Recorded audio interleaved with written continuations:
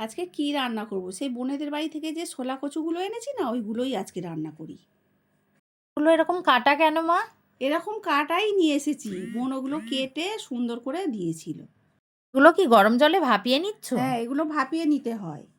ব্যাটারটাকে রেডি করে নাও। কি কি দেব?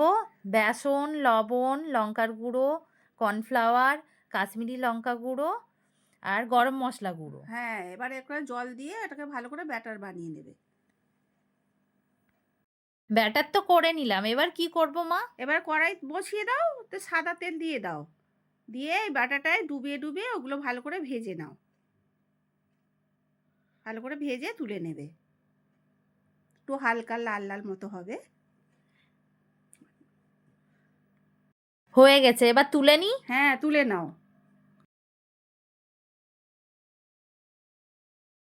একটি পেস্ট বানিয়ে নেব। দেব টমেটো, কাজু বাদাম, জিরে, আদা বাটা আর সামান্য পরিমাণ জল দিয়ে ভালো করে এটি পেস্ট বানিয়ে নেব।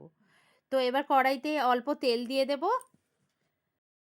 দেব চিনি, তারপরে দেব তেজপাতা, তারপরে দেব জিরে, দিয়ে ওটাকে ভালো করে একটু কষিয়ে নাও।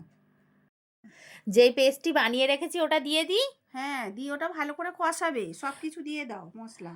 হলুদ গুঁড়ো, লঙ্কা গুঁড়ো, জিরে ধনে গুঁড়ো, কাশ্মীরি লঙ্কা গুঁড়ো, টমেটো সস দিয়ে ভালো করে কষিয়ে নেব। কষিয়ে নেওয়ার পর ওটা দেখবে যখন তেল ছেড়ে দিয়েছে তখন সামান্য করে জল দেবে। জল দেওয়ার পর দেখবে সামান্য ফুটে উঠবে, বেশি জল দেবে না, অল্প জল দেবে। তারপরে কি ছোলা কচুগুলো দিয়ে দেব? হ্যাঁ, দিয়ে ভালো করে ফুটে উঠলে গরম গরম মশলা আর মশলা। কসুরি মেথি দিয়ে নামিয়ে নেব।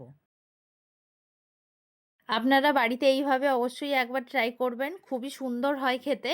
আপনাদের রেসিপিটি ভালো লাগলে লাইক, কমেন্ট, শেয়ার এবং সাবস্ক্রাইব করবে। এখনকার জন্য মতো আসছি। টাটা। টাটা।